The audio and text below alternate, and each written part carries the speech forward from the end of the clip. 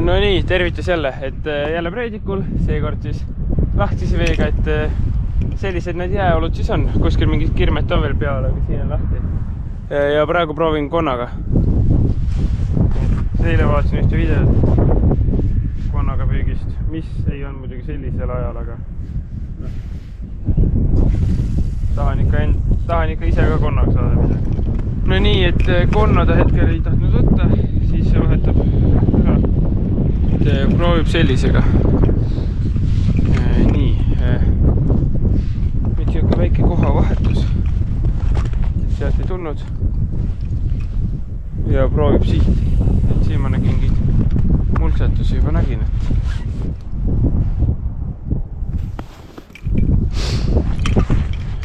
no nii, et jälle väike kohavahetus. Ja landi vahetusin ka vahepeal.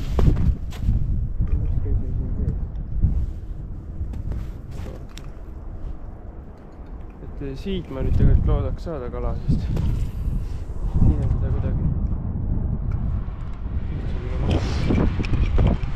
No nii, jälle oli väike kohavahetus ja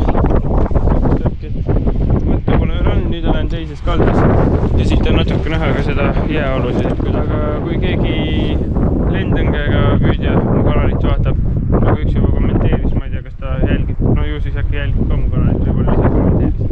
Et võiksite mulle kirjutada ja öelda, et kuidas see lendõnga püük täpselt käib, et ei viitsi uurida väga palju ise internetist, et internetis on seal on ka mingid andmed, seal on mingite professionaalid, aga ma tahaks, et keegi, kes ise käib järjepidevalt, et räägiks mulle oma kogemusest, et mismoodi ja kus jõe peal näiteks kõige paremini Eestis saab lennukaga püüda ja kust kõige paremini tuleb ju.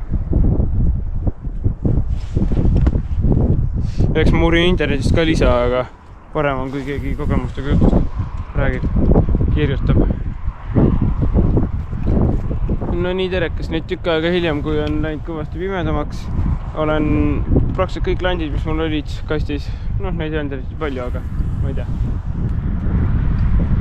Siin on 10 ligi, proovisin läbi, peaaegu kõik, aga mitte kõik ja mitte ühtegi võttu ei olnud ka.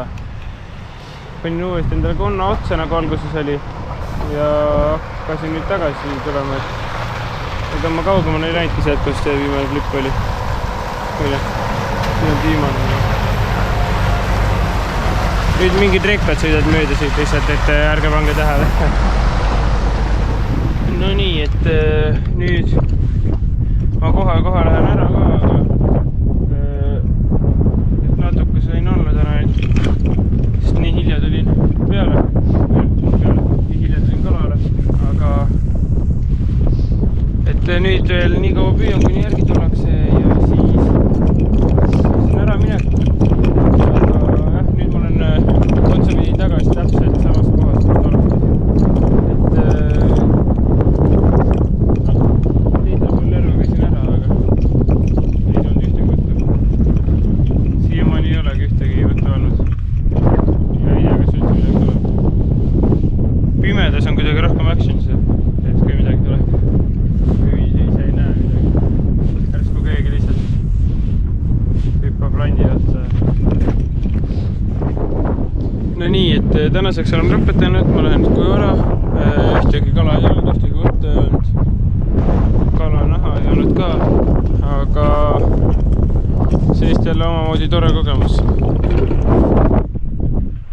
Tuleb millalgi uuesti ja siis juba saab kala loodetavasti. Aga nii, seekord siis Joe, subscribe, like, comment, share ja näeme järgmises.